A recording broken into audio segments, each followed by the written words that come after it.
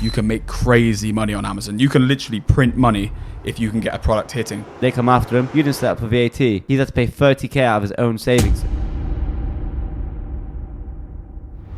Right, so advantages and disadvantages to starting a limited company, because a lot of people are asking us, why do they do it? So let's start with this. We're obviously always telling you guys to make money, do this, do that. So we're going to give you a real idea. And James used to be one of the top sellers on eBay. I mean, you could Google his name. What were you on, Sunday Times?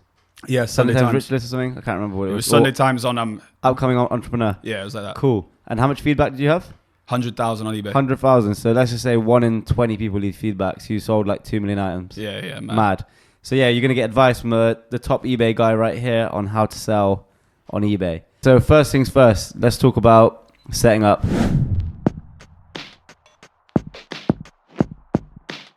A limited company essentially is you saying, I'm going to put this money to start this company, but I want the liabilities to be limited. So if I say I get a contract with DHL to deliver all my eBay stuff or Royal Mail, if I go bust, my company, in layman's terms, goes insolvent, can no longer make profit, and it's using its cash up each month. It means that if I owe people money, it stops at the company and no one can come after me personally. So if I owned a house and I want to start a business and I was risking my savings, the last thing you want to do is also have your house taken away from you if that goes wrong, you know? And it could just be simple things. For example, we bought this from the car boot. Yeah, I sell it to James. Yeah, James gets it valued. It turns out it's fake. Yeah, let's just say it's worth £100,000. It's like super rare. It turns out to be fake. I've already taken the money. I've spent it. I spent it on stock. Maybe I paid 50 grand for it. Just pretend it's gold or something. I don't know. And now he's suing me, right? If I'm a limited company, they can only take what's in my company. In fact, I could close it down and that's it. That's my liability finished. But if I don't have that set up in place, he could sue me for the £4 million. Yeah. You know, or whatever I sold it to him for. Like, your liabilities are unlimited. But as a limited company, it's limited. It's whatever's in the company. It's like creating another person, like a scapegoat. Like, this is my scapegoat. If he does anything wrong, that's him gone. I could close him. I could chop him up, throw him away. 100%. Otherwise, you could come for me, come for everything I've got, my car, my house, everything, my future money I haven't even made yet. You can take everything from me. You can make me bankrupt. A limited company will protect you. And I had a similar issue where I set up a company with HMRC. I turned over more than 80k without realizing it, because my business went from like £1,000 a month to £2,000 a month to £4,000 a month to suddenly like 20k a month. Before you know it, I've turned over $250,000. And because I've got so many things going on, I've got issues with landlord, I've got issues with marketing, I've got staff issues. Like, I don't care about my taxes. Am I making enough to keep the lights on? Yes. Am I growing? Yes. And then when I came back to chasing it all up and paying my taxes, cool, I had enough to pay my taxes, luckily, but I didn't have enough for VAT. I didn't even register for VAT. So now they're coming after me, but I've got a limited company. Strike that off. See you later, tax man. Not my problem. But if I didn't do that, I've got a friend who set up a takeaway. He turned over like 100k, just over the VAT threshold. They come after him. You didn't set up for VAT. Okay, cool. He's had to pay 30k out of his own savings. So that's like comes up to 60k because the money the business made, you paid tax on it, it went into your own account, and now it's going back to the tax man. And secondly, he had to close the business down because of this, because he couldn't make it back. Then he owed 20k to an electricity company, which came for him personally. Again, so 4 or 5 years worth of business gone to waste because he had to pay it out of his own pocket. But if you're limited, cool. Like, I owed my electricity company like 6k, and I don't have to pay it back because I was a limited company, you know? 100%. I think that everyone should always go limited. And the reason I think, there's a few different reasons. The first one is, especially starting your first business, there's still something special about having your own company, or like JLC Limited. It's so like it's like step. It's like on paper, it's official. I'm doing this. It makes you move differently. So like say you're operating from your room and you're doing a little eBay business. Just me having the limited company made me think that I was this big businessman, and it made me work like a big businessman. And like, that's serious value in there, you know? Yeah. Maybe some people it doesn't affect them, but I think anything that makes you work hard is important. I think the fact of the limitations is super important, because business can be super stressful. Just trying to make business work is stressful. You don't want the stress of business being bad, worried that it's going to take your car, it's going to take your house. Yeah. You need even this last couple of years of my own business, I think if I had to worry about this taking all my personal shit too, my stress would be 10x. Yeah, and you can't take the same risk when your own stuff's riding on it. You know, the worst case scenario, everything in the company's gone. I've still got my stuff. And the second thing is, like you said, when you incorporate, you've got a date. I started on this date. You get a little certificate. You print it out, laminate it, stick it in front of your computer, it feels official. Yeah, It feels like 30, like I'm actually doing business now. for sure. It's like a good motivational thing, like have it on top of your thing, and it'll be like a good throwback picture. Like this is the day I started, and it's all written down, the date and stuff, and you see how far you come. Like it's a good thing. Definitely. There's something in that, the pride of ownership, isn't there? Yeah, and it's mad because when my friends told me about all this, I'm like, hold on, why didn't you set up a limited company when you didn't do all this stuff? And he's like, I didn't know. I go, what do you mean? You didn't go to school or something? He goes, yeah, but they never taught me in school. And I kind of pondered on it, like I learned that in school because I took business. But if you didn't take business, you might not even know about this. Yeah, exactly. I think it's good why we're doing this Yeah, thing now, isn't it? So okay, so you set up your limited company now. What's next, B? I go to eBay. eBay, for the same reasons we talked about in the last episode, is it's so easy. First things first, you can start clearing out your attic, getting cash for the stuff in your attic. Everyone has crap in the house. Even if it's your mum's crap and your mum wants to get rid of it, come to a deal with her and say, yo, do you want me to clear out this? I'll sell it. You will get more. We already said that you can go to a car boot sale, buy your stock there and sell it on eBay for a profit. You will get more than a car boot sale for your stock. So you might as well get used to the process of eBay, buying for £1. Like I said in the previous one, is sell this can here for £2 and already work out how much you'll get back after eBay fees, after PayPal fees and everything, and the postage to start getting used to just buying and selling. And then you need to get so used to the numbers that you know when you buy this for £1 and you sell it for 3, that you'll have net 30 pence, because it isn't much profit per item on eBay. You'll have net 30 pence for everyone that goes out the door. It's a good way to raise capital too, because you want to start a business, you might not have money. Clear out your stuff, sell it on eBay. It'll be in your account. You can put it straight into your limited account. There's your working capital, you know? Yeah. I was clearing out my garage. I sold like 2 grams worth of crap and it was in my account just sat there. You could then flip that money into something better, you know? Definitely. And I tell you what, like we said in the last episode, bro, I think the move I would do now, especially with low capital, if I'm 16 years old, listening to this podcast going out, I go straight to the car boot with £50 that I've raised from the attic on eBay. And then I go there and I spend the £50 really, really carefully. And you could turn that 50 to £200, £300. But that's a 10x flip. That's 20 to 200. Maybe even 300, someone said. We had a fan offer us 300. I think what's really, really important to note when you're talking about going to the car boot to buy is eBay has a captive market of millions of users. At the car boot, there might have only been one other person who would have been interested in that tipman, which means that you'll be able to negotiate a price which when you take it to eBay, okay, maybe not eBay for the gun because they don't let you sell guns, but if you take it to eBay, say it was the box set, suddenly there's 5 people that want it. People are searching for these things all the time, day in, day out. There's millions of people on there, like more than you can imagine. It's crazy, isn't it? At car boot sales, just a bunch of old people, you know? Like mainly old people. There's a couple young ones, but yeah. So what would you do, bro? If you want to start a basic eBay business, where would you go to buy your stock? Would you go car boot or go Alibaba? Well, I've been selling some stuff from Alibaba on eBay anyway, but I think personally there's big markups. Like I said, you couldn't find a 10x on Alibaba because someone's already done it. In fact, the Chinese have done it straight away, direct to eBay. That's why eBay died. Like, correct me if I'm wrong, but your business kind of sunk from eBay because of the Chinese, right? Yeah. Going straight to eBay. Before, someone English would import it here and ship it out next to delivery. But China are so smart. They've subsidized all the shipping. They've sped it all up. They've made it easy.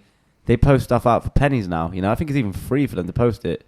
Yeah, my business actually died from Amazon. Because I think on eBay, because they don't have their own fulfillment centers, you can still do okay if you find the right product.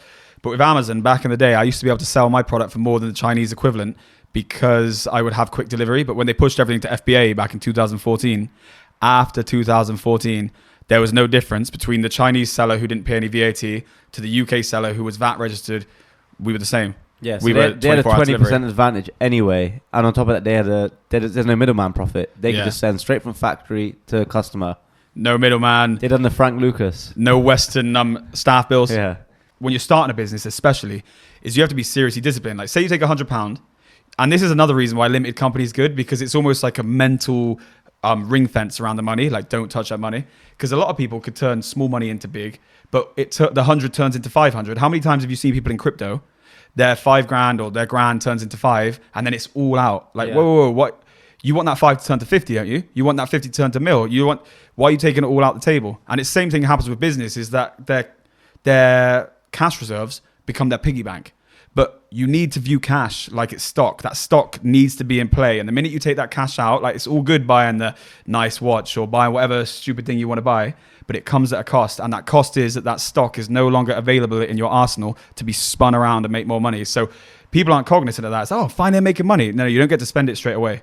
You need to be disciplined. I just realized, if you double your money 8 times from $1,000, right? Because we'll have $1,000 worth of stuff very soon, probably next car boot. You only got to double it 8 times. You got 128 grand, I think. So like, we should just do that. That should be our challenge. Yeah, bro. Literally, I think we could do it every car boot. If we keep a sharp eye, you can find stuff like. If we found stuff like that, we're gonna get there real quick. Like, Where are we gonna sell that? Well, we'll give it away at 1,000, or we got to find. Yeah, a we're site giving to it sell away. Yeah, we're giving it away. Or we got to find a site to sell it if we don't get it before then. But yeah, the mad thing is, we're so lucky now. Yeah, people will say like it's annoying because all the eBay stuff like Alibaba, DHgate, all that stuff on eBay, Amazon is rinsed out, right? But we're at such a lucky time. Like people make excuses, but there's no other time where I could have pulled out a little device from my hand and checked the real value of that Harry Potter book or the gun or anything. Like we could check anything on site. Obviously, there's more competition now, but like we're so lucky with the tech we have. 100%, brother. I've been humbled by how easy this eBay reselling business is because I look at the inventory that we've got and how much we could get for this. Like, I don't know, £20, £40. Yeah. If you find the right platform, £200. So suddenly it's easy. And hang on, how much that cost us? £2, £4, £6. Yeah. So you smashed out Amazon, you smashed out eBay. So what was your marketing advantage? What were you doing that other people weren't doing? Because clearly everyone was selling stuff from Amazon, not to take anything away, but everyone was selling stuff from Alibaba, from DHgate, on Amazon and eBay, but you rose up above it. My fundamental turning point for the business, and this goes into the advertising, is I didn't buy into the same way that everyone else was buying. I went into a product that just looked crazy at the grain, and my like gallery photo was a close-up of it, and that just took it off like crazy. Yeah, I remember I was showing you the basics of Photoshop. I was like, look, here's some torrented software of Photoshop, and I think your sister showed you how to do it really well. Back in the day, everyone wanted to show the functionality of the case, and I avoided that because they wanted to show as much of the case as they can so that they would get someone to click in. I just showed a corner, and it was almost just, you get those like leather stamps, and you just see the close-up. That's what my image was. So you had to actually click on the link to even see what the case was. So it was almost like a mystery bit. Yeah. But then when it was in there, we turned the sales over, and that image, everyone ended up copying us. You convert people with clickbait, so they come in on like wondering what it is because they could just see a cool texture, and then when they come in, you show them all the functionality, the price, all that sort of stuff. Exactly. Yeah. Oh, sick. Did you also have like a little GB flag in the corner so people could know it's shipped from England? We used to. We pulled it. What we did is we found that all made it look pretty unclassy. Yeah, it looks a bit naff, doesn't it? We in the end got rid of it, and we just had this grainy photo that was like a close up of the leather where you could see from a thumbnail like, whoa, that's high quality, but you don't know what on earth the case does. And then you get in there and you see the case, and then you see it's got a load of reviews and a load of sales, and that's how we did it. And also what we did is we didn't try to be the cheapest in town. We put half of our promotion was in the price. When we brought the price down, we actually sold less units, which put us into this strange place where we didn't know what to do to try and get volumes up when it started struggling. Because when we came down, we were getting into the dogfight with the people who were lower price, and then it was like you were in a no man's land. You know what I mean? But initially, it served crazy. We put our price up to $19.95. It sold way crazier than any of the competition. And every time the competition would come and do like $15.95, people would perceive it at lower quality. I wouldn't buy. So it kept us untouchable for ages. Yeah, I think the whole trying to be the cheapest game is stupid. You know what I mean? It's a race to the bottom, innit? Yeah. And they always go broke first too because they can't, when they're struggling, they can't put their price up because no one wants to pay more. Everyone complains, even if it's a food place. If MacD's start putting their price up, people are going to be like, well, MacD's a bad example, but you know what I mean? Like, and how many times have you had a product on like Amazon or eBay or whatever, and you've been the cheapest, and then suddenly you stop selling as soon as someone comes in cheaper? Yeah. Have you heard that? Yeah, because you've got no margin. It's annoying, isn't it? Like you're selling something on someone's listing on Amazon, and or like it's a product that you're allowed to be selling on there. Yeah. But the minute you start doing well, like, well, this is working. Oh, someone's 10p cheaper. Now I'm 10p cheaper than them.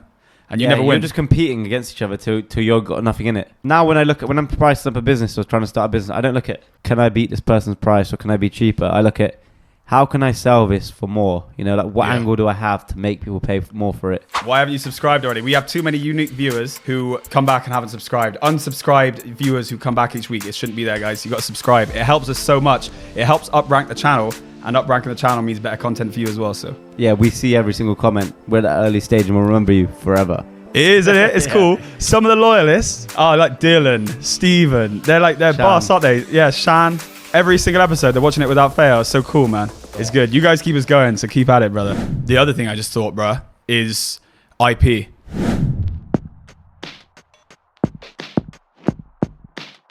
People need to get intellectual property. It's a super, super important part of, especially if you want to build an Amazon listing. And Amazon, you can make crazy money on Amazon. You can literally print money if you can get a product hitting. I'm telling you, these people who have the top spots for any product you can think of, they're doing more money than you can imagine. What you need to do is, for the same thing we were saying then, is if someone comes onto your listing, they can take your sales and they could come on with something like, oh, it looks like the same mat, but it's not Shiz Limited, Matt. Yeah, I did that before, didn't I? Yeah. I found the top selling GU10 bulb on Amazon. It was on the top page every day.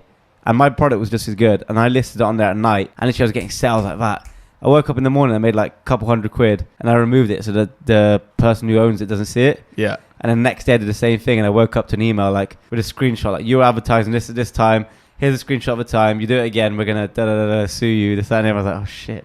And that's why you need the IP, because they obviously had the IP so they could go to you. Yeah. And what we did is we got IP and we protect ourselves the same way. But I think long-term business is you need to have your own listings on Amazon, because otherwise you get screwed. Yeah, and you're price competing if you jump on other people's listings, aren't you? If it's like a branded product, like say it's a Red Bull, it's £2. You're trying to sell more because people will click $1.99 because it's a generic product. Then it'll be $1.89, then $1.79, and before you know it, you'll be at 99p making nothing. Definitely. Just so you guys didn't know, IP is intellectual property, and intellectual property is protected by registering a trademark. And you register a trademark through the Gov website, like ipo.gov or something. It's easy enough to do anyway. You just search register a trademark and then go to the legitimate UK Gov website.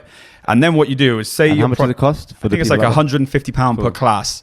And a class is essentially the product range. So like guns would be a class, cases would be a class, like VHS would be a class. And then the classes get broken down again. It's £157, I think, for the trademark. And then it's an extra £50 for every class you add on. Yeah. So you basically want to comprehensively cover so that no one else could come and start selling something similar to you and step on your trademark.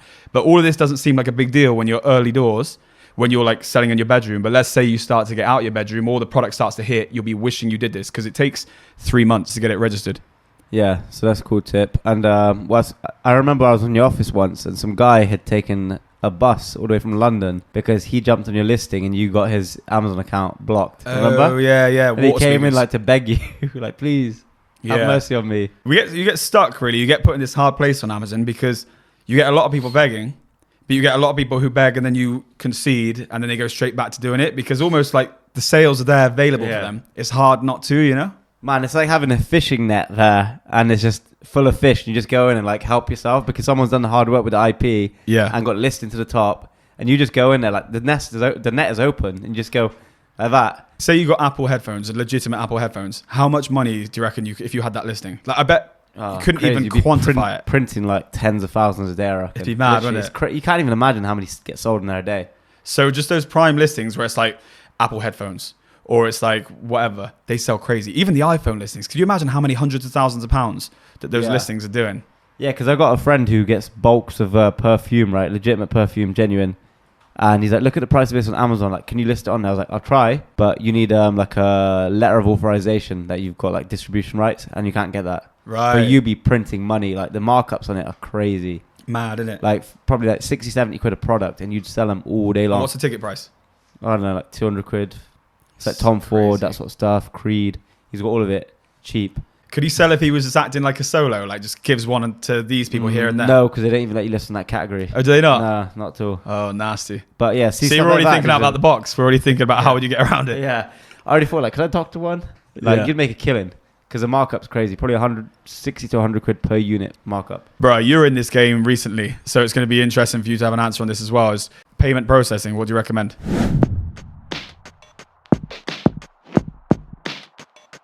Payment processing. So what did I had Sums Up, which is a card reader crap. Like if someone taps it quickly, it just fails. Square's real good. And where does it put the money? Into PayPal or into your bank direct? Into your bank, yeah. I had a iZettle one before, which was owned by PayPal, which is quite good. You could put it into your PayPal account. That was quite good. What's PayPal like? Is PayPal as good as any card taken now? Like, is it competitive just to go and start up? Yeah, I mean the fees are a little bit higher, but I think the cheapest ones are if you've got a Revolut bank account for business, you can take payments on there for the lowest fee. Square is a little bit less than Sums Up, like 0.1%, but they're all pretty much the same thing. You could go buy them for like 50 quid and start taking payments the same day if you want to do card payments. What are you using for your restaurant? We're using Square now, so we had Sums Up, and if you tap it quick, it keeps failing because everyone is contactless now. So we got Square, and that goes for like every single time now. Nice. And I think it's like 0.1% less. So one more thing. So if you find good stock from China, let's say, import duty, that's one, getting your VAT right. Because, for example, V's, the VAT was already paid because it's changed a bit now. On AliExpress, the VAT was included. So, for example, if someone was importing cases and you accidentally put them through as plastic instead of leather, you'd end up paying more VAT, right? Yeah. So that's another thing which... Because in the business of doing online, every little penny counts on it. Like where you got to take out all the unnecessary costs as possible. And, yeah... It's like a margin thing, innit?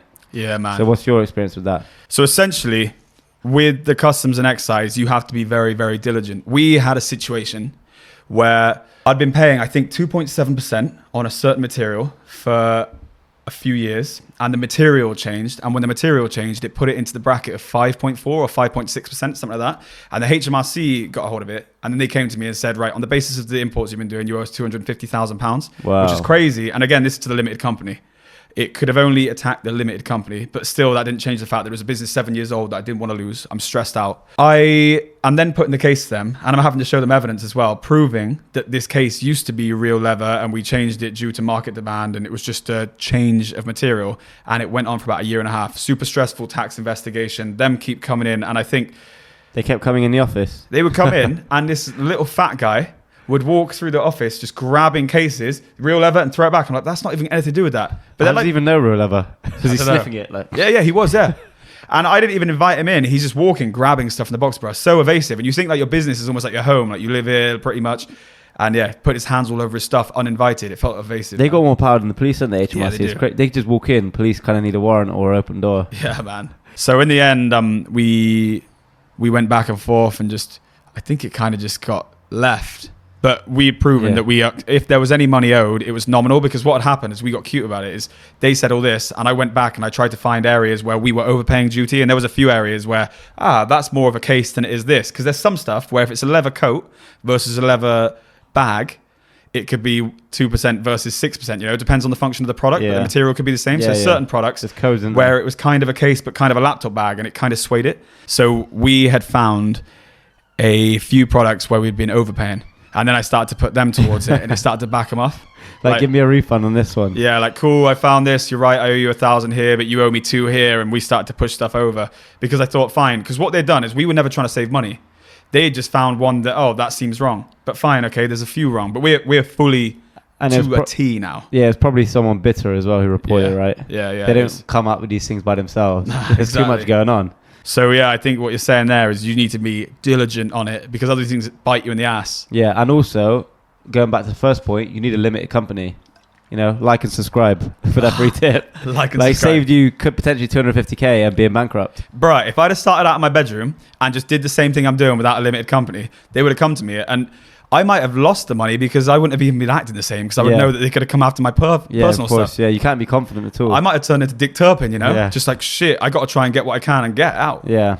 Under you're that way- pressure, your decision just ain't the same. You know? Yeah, you might consider rolling a supplier, you know, to try and like cover your back end out the back. And you wonder why all these criminals who do stuff, like politicians and stuff, like how they get away with stuff, all these people who made COVID scams, stuff, they set up a limited company because that's their fall guy, you know? Yeah. So like first thing you need to do is set up a limited company before you do anything. Because if you do anything illegal by accident, you've got some degree of protection.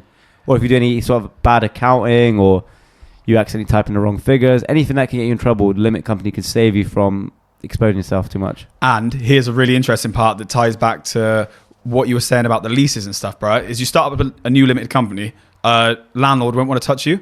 Whereas if you start a company now called like Shiz Limited, and all of your holdings are always in there, let's say you start that up when you're 18, you start to private limited company. Now when you're 25, you already have a load of successful years trading. You have that as your umbrella company. Anytime you want a lease, under the umbrella company, under this, you never have to put it in. So like it pays to start building a limited company and having a reputation from the off. Like you want them available. You don't want to just be like, right, I want to start a business. Where's a limited company? You already want limited companies where, I've got that investment company, go with that. I got that. So you never get put in a situation where I want that property, but he wants a personal guarantee. You've already got all of the ammunition to fire back at anything that's going to put you under duress. Yeah, it's like in this country, you could only have one credit rating, you know? Like you get up to like, what is it, 950, 1,000, whatever. And if you get CCJ, you're going to take a knock if you miss a payment, like a phone payment or an electricity payment, or you get CCJ or a parking fine or something to your old address or your old car or whatever. But this limited company gives you a second chance for a second company, you know? Yeah. Like a second credit rating. You put everything against your limit company. So it's like creating another person, like it's like a twin that takes a fall for you. Exactly, yeah. And like if you were dealing with Royal Mail and it wasn't for a limited company, you default on paying them once, it destroys your whole credit rating. Yeah. Even if you manage 5 to pick years it back up and sort it back out, it just messes you up. A limited company, that's the other thing to note, does not affect your personal credit rating. Yeah. So I've got that issue now, obviously, my Barclays, because I struck off bounce back loan, this, that, and the other. Like, owe them whatever, because that company went down. I can still go get another bank account. I've still got like pristine 999 or whatever. know what I mean? Sick, man. I Yeah. could just go and set up another limited company or go create another child. So what's your advice to anyone watching this now for the Business 101? Subscribe and start a limited company. Don't start without starting a limited company. Yeah, start a limited company now and then get trading. So we've covered setting up a limited company, set up getting a supplier, VAT, marketing. Now what else? So after you've marketed... Well, VAT we haven't covered.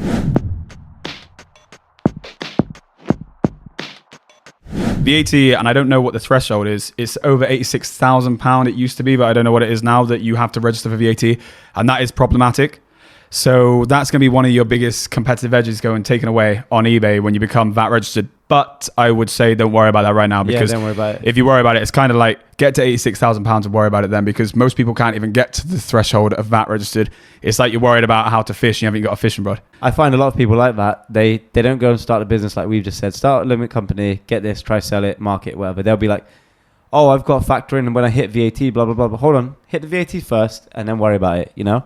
Yeah. Or as you're approaching it, as you start turning over 8K a month. And worth noting that all of your VAT receipts for fixtures and fittings that you buy when you start up, you can conclude and get the VAT back if it's within 3 years of you VAT registering. So all of your purchases still keep your VAT receipts. And if you get big, like you hope you will, you still get the opportunity to claim it all back. It's just that you're not registering to claim back and then never even getting the benefit, you know? So use that 86 grand. Do not try and register for VAT. I know friends who want to be like the big businessman straight away and they register for VAT, they register for this. Yeah. And I think, why are you doing it? You're wasting your time. Like you're wasting your money and your time. Not only money, because you do waste money, but you're also wasting time because doing VAT returns is a ball ache. Yeah, extra paperwork you don't need. And Yeah. the other thing, like why to set up the limited company first is because I bought fixtures and fixed my shop and I couldn't claim it against my business because the dates were before I actually set up the company. So Right. before you do a single thing, set up a limited company. So now you've got your market and you've done all that. You've done your import duty. VAT, don't worry about just yet. So what happens? You sell a product. You need to ship it. Post What's office. the best way to save on shipping? And post office, obviously. Post office is the best one. Post office is the best one. Go to post office because you're not going to be able to do anything else until you get big anyway. Yeah. And the big ones, you need at least like 100 items or more a day. And then even then, you don't save much money. What you get from the Royal Mail collections is you do save money like 10 or 15%, but mainly it's ease. Yeah. I got big before I even got any collections.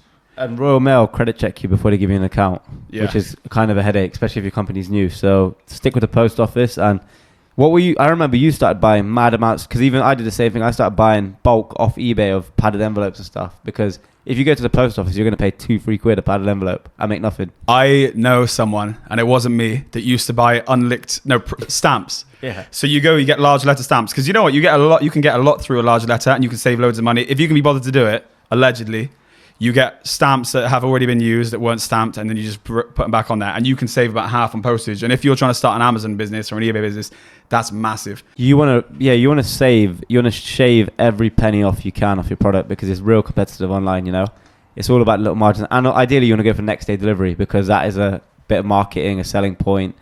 We're in a generation where people want stuff straight away. You know, like you have to do next day delivery to even be in the game now.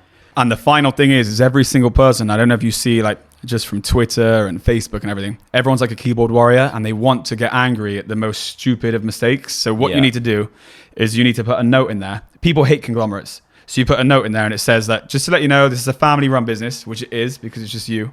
It's a family run business. And leaving negative feedback really, really hurts my business, which it does. It does a lot. So please, could you call this number or email me and give me the opportunity to fix it? Because I can always fix a problem, and you won't believe how good it can be if you just email. And I managed to have my feedback, I think, at 30,000 feedback, and we were 100% for a long term. As we started to get like a few people in, it was hard to maintain that same level of service, and it dropped to 99.8.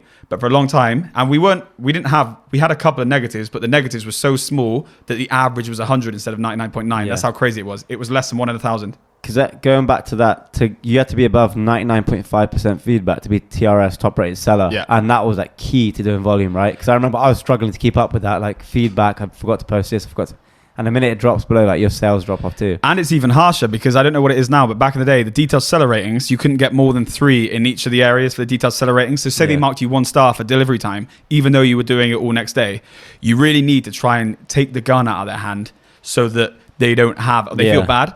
What I used to do is anytime someone left a negative feedback, as long as I had the contact information, which often you did, I would call them, like, hiya, bruh, and it would shock them. I'd be like, hiya, bruh, you just left a negative feedback. I wouldn't be threatening or anything. I'd just say, I don't know if you know, but that really hurts my numbers. Is there a chance I could just I'll give you a refund and I'll send you an item. Is there any chance you could remove the feedback? And they would say, like, you know what, I can do that. And I'd say, well, can I talk? It's quite a complicated procedure to do it on eBay. I remember, But I would do it while I'm just on the phone. You have to review it and it's all long, but it pays off. I'm like, cool, can I just do it while you're on the phone? Just while I got you here, just because it's a bit of a nightmare. Because a lot of people would say and they wouldn't do it. Yeah. And then, it was the best way. But fundamentally, you've got to protect your feedback at all costs. Your feedback will destroy your business. Like you said, eBay top rated seller, super important. Yeah.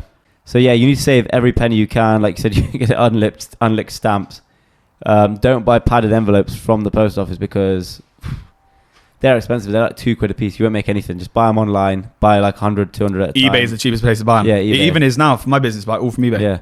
And then if you contact the seller yourself, they'll probably take off 10% because that's what they pay to eBay. So then you got another 10% off going out of eBay.